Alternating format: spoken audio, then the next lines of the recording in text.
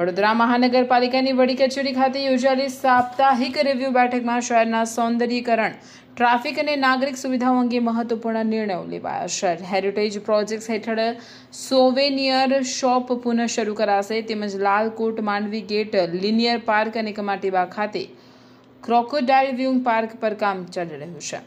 Traffic સુધારણા માટે bridge નીચે પાર્કિંગ અને બોલાર્ડ્સ લગાવવાની કામગીરી શરૂ કરાઈ છે. જાહેર પરિવહનમાં ટૂંક સમયમાં 20 નવી અને બાદમાં વધુ 80 ઇલેક્ટ્રિક બસો ઉમેરાશે. સ્પોર્ટ્સ કોમ્પ્લેક્સનું રેનોવેશન, ડ્રેનેજ સફાઈ અને દૂષિત પાણીની સમસ્યા ઉકેલવા નિર્દેશ અપાયા છે. કામગીરીમાં બેદરકારી દાખવનાર કોન્ટ્રાક્ટર સામે દંડાત્મક કાર્યવાહી કરવામાં આવશે. જોતા રહો વિશ્વ ભારત ન્યૂઝ. સૌથી પહેલાં જે રાજ્ય સરકાર તરફથી પણ રિવ્યૂ કરવામાં આવે છે આ તમામ કામગીરીની ઉપર, અને ફિલ્ડમાં અત્યારે જે પબ્લિક પાસે જે ચોમાસા દરમિયાન જે પબ્લિક ગ્રીવેન્સીસ છે એના ઉપર વધારે ભાર મૂકીને આજે રિવ્યૂ કરવામાં આવી છે. ખાસ કરીને ઈસ્ટ ઝોન અને વેસ્ટ ઝોનના, ઈસ્ટ ઝોનના 3 વોર્ડ અને વેસ્ટ ઝોનના 2 વોર્ડમાંથી વધારે રજૂઆત અમને મળી છે. ખાસ કરીને ડ્રેનેજનું 42% ફરિયાદો ડ્રેનેજનું કમ્પ્લેન્ટ છે. થોડું ઘણું વોટર પ્રેશર અને કન્ટામિનેશન ઇસ્યુઝ છે અને સાફ સફાઈનો ઇસ્યુઝ છે. એટલે અમે આજે deputy commissioner wise, ward wise, area wise પણ આજે રિવ્યૂ કર્યું છે કે ક્યાંથી મેક્સિમમ ફરિયાદો આવે છે, આ ફરિયાદોને કેવી રીતે નિકાલ કરવો જોઈએ સમયસર, ફરિયાદો નિકાલ થાય તો પબ્લિકનું સેટિસ્ફેક્શન લેવલ શું છે, આ સેટિસ્ફેક્શન લેવલને પણ રિવ્યૂ કરવા માટે આઈટી ડિપાર્ટમેન્ટના કોલ સેન્ટરથી ફરી ફોન કરવાનું કીધું છે. આ રાજ્ય સરકાર તરફથી પણ અને અર્બન ડેવલપમેન્ટ ડિપાર્ટમેન્ટ તરફથી પણ રિવ્યૂ કરવામાં આવે છે. એટલે પબ્લિક ગ્રીવેન્સ અને પબ્લિક સેટિસ્ફેક્શનમાં કામગીરી કરવા માટે તમામ એન્જિનિયર્સને અને ડિપાર્ટમેન્ટના અધિકારીઓને આજે સૂચના આપી છે. પછી પીજી પોર્ટલ અને સીએમ સ્વાગતમાં જે આવતા પ્રશ્નો એના ઉપર પણ વધારે ભાર મૂકવાનું કીધું છે, જેથી કરીને પબ્લિકની ફરિયાદને તાત્કાલિક ધોરણે સમયમર્યાદામાં નિકાલ કરવા માટે જે પગલાં લેવું જોઈએ એ તમામ ડિપાર્ટમેન્ટ વાઇઝ પણ રિવ્યૂ કર્યા છે અને એમને તાત્કાલિક ધોરણે સૂચના પણ આપી છે. એ ખાસ કરીને એના ઉપર ભાર મૂકવાનો. ત્રીજું છે અત્યારે ક્લીન ડ્રિંકિંગ વોટર, પીવાનું પાણી, શુદ્ધ પાણી આપવામાં આપણે ફરજ છે. એમાં કોઈ પણ જગ્યામાં કન્ટામિનેશન થતું હોય, અદરવાઇઝ પ્રેશરની ઇસ્યુઝ હોય, એના ઉપર પણ વોર્ડ વાઇઝ, એરિયા વાઇઝ અમે ડિટેલ્સ કાઢ્યા છે. એના ઉપર પણ વધારે ભાર મૂકવાનું કીધું છે. ચોમાસા દરમિયાન અને હવામાન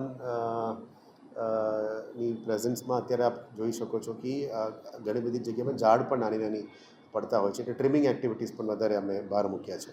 સાથે સાથે આપ જોઈ શકો છો કે અત્યારે નમો સ્વચ્છતા અભિયાન પણ ચાલી રહ્યા છે. તમામ હોસ્પિટલ્સમાં, આંગણવાડીઝમાં, સ્કૂલ્સમાં, ઓફિસ પ્રેમાઇસીસમાં બધામાં ચાલી રહ્યા છે. મહાનગરપાલિકાના તમામ ઓફિસીસમાં પણ સ્વચ્છતા અભિયાનને વધારે વેગ આપવા માટે આજે સવારે સેનિટરી ઇન્સ્પેક્ટર્સ અને એની ટીમ સાથે પણ અમે ચર્ચા કરી છે. એન્ક્રોચમેન્ટ ઉપર પણ અમે મુદ્દા ચર્ચા કરવામાં આવી છે કે અત્યારે એન્ક્રોચમેન્ટ્સ પણ જે વધી રહ્યા છે એને પણ તાત્કાલિક ધોરણે વોર્ડ લેવલના ટીમ સૂચન એને આપી છે કે એનો નિકાલ પણ ફટાફટ થઈ જવું જોઈએ. જે તમામ સરકારી ઓફિસીસમાં આ બધામાં સ્વચ્છતા અભિયાન કરવાનું છે એના ઉપર 100% ભાર મૂકીશું, અને વોર્ડ લેવલ, ઝોન લેવલમાં પણ સ્વચ્છતા અભિયાન છે એના ઉપર પણ વધારે ભાર મૂકવાના છે. સાથે જે રાતમાં સ્ટ્રીટ લાઇટ, અત્યારે રાતના દરમિયાન સ્ટ્રીટ લાઇટ્સની લક્સ અને લુમન ઇન્ટેન્સિટી વધારવા માટે પણ કીધું છે. અમુક વિસ્તારમાં ડાર્ક સ્પોટ્સ વધારે ના દેખાય એના માટે ત્યારના વ્હાઇટ લાઇટ ઇન્ટેન્સિટી વધારવા માટે પણ સૂચના આપી છે, જેથી કરીને સ્ટ્રીટ લાઇટ ડિપાર્ટમેન્ટનું આ કામગીરી ટૂંકા સમયમાં કરીશું. આવનારા દિવસોમાં નમો આરોગ્ય વન એક વડોદરામાં બનાવવા માટે રાજ્ય સરકાર તરફથી પણ એ સૂચના આવી છે. નમો આરોગ્ય વન માટે ગ્રાઉન્ડ લેવલ પ્લાનિંગનું કામગીરી શરૂ કરી દીધી છે. અત્યારે આપ જાણો છો કે આખા સિટીમાં અમે કેનપી લગાવીને પ્લાન્ટ ડિસ્ટ્રીબ્યુશન, એટલે ઝાડની વાવેતર માટે ડિસ્ટ્રીબ્યુશન ફ્રીમાં આપણે આપી રહ્યા છે. દરેક વોર્ડ વાઇઝ, ઝોન વાઇઝ એનું પણ સંખ્યા વધારવા માટે એમને સૂચના આપી છે. અત્યારે 20 જગ્યા ઉપર એ લોકો વિતરણની કામગીરી શરૂ કરી છે, ગાર્ડન્સમાં, પબ્લિક સ્પેસીસમાં.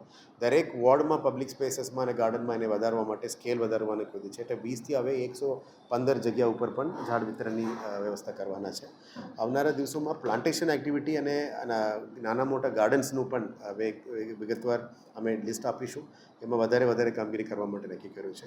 ઘણા દિવસોથી વડોદરામાં પેન્ડિંગ એક એજન્ડા હતી કે veterinary hospital four dogs, veterinary hospital અને ક્રેમેટોરિયમની પ્રાથમિક ટેન્ડરિંગનું કામગીરી શરૂ કરી દીધી છે. પ્લોટ આઇડેન્ટિફિકેશન થઈ ગયું છે. એટલે 4 ઝોનમાં વેટનરી હોસ્પિટલ અને ક્રેમેટોરિયમ, એક કોમન ક્રેમેટોરિયમ પણ કરવા માટે નક્કી કર્યું છે. એક નેચરલ ફાર્મિંગ, પ્રાકૃતિક ખેતી માટે પણ ફાર્મ માર્કેટ અત્યારે બની રહ્યા છે, જેથી કરીને પ્રાકૃતિક ખેતીના ખેડૂતો માટે વડોદરા શહેરમાં આવીને વેચી શકાય એવા બાબતની તૈયારી છે. માનનીય રાજ્યપાલશ્રી અને માનનીય મુખ્યમંત્રીશ્રીની અધ્યક્ષતામાં એની રિવ્યૂ પણ કરી હતી. એટલે આવનારા દિવસમાં ટૂંકા સમયમાં એક નેચરલ ફાર્મિંગ માર્કેટ પણ અમે લોન્ચ કરવાના છે. સાથે વેજિટેબલ માર્કેટ્સ પણ ચારો ઝોનમાં જે કામગીરી અમે બજેટમાં અનાઉન્સ કરી એ પણ પ્રગતિ હેઠળ છે.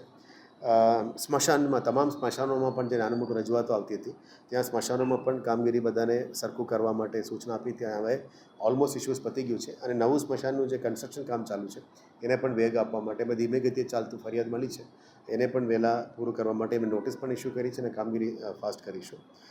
એક આપણે કમાટીબાગમાં વ્હાઇટ હાઉસ છે એને આવનારા દિવસોમાં અમે કલ્ચરલ સેન્ટર તરીકે પણ કન્વર્ટ કરવા માંગીએ છીએ. એમ્ફી થિયેટરમાં અઠવાડિયે કાર્યક્રમો થાય છે. ત્યાં લાઇટ એન્ડ સાઉન્ડ્સ પણ અમે એડ કરવાના છે. વ્હાઇટ હાઉસની આધારે એમ્બિયન્ટ લાઇટિંગમાં પણ લઈ જવાના છે અને નીચે કલ્ચરલ સેન્ટરમાં પણ હેન્ડીક્રાફ્ટને પણ લઈ જવાનું છે. દર્શક મિત્રો, આવા જ લેટેસ્ટ અપડેટ અને સમાચાર જોવા માટે જોડાયેલા રહો ફેસબુક, ઇન્સ્ટાગ્રામ, યુટ્યુબ ચેનલ સાથે વિશ્વ ભારત ન્યૂઝ. દેશ વિદેશ તેમજ ગુજરાત રાજ્ય, જિલ્લા અને તાલુકા વિસ્તારના તમામ સમાચાર અને જાહેરાત માટે આજે જ સંપર્ક કરો. સામાજિક ધાર્મિક પ્રસંગો, આકસ્મિક ઘટનાઓ અને ગેરકાનૂની પ્રવૃત્તિઓ તથા ભ્રષ્ટાચારની પોલ ખોલવા માટે સંપર્ક કરતા રહો. વિશ્વ ભારત ન્યૂઝ. સંપર્ક કરવા વિનંતી 9978702276.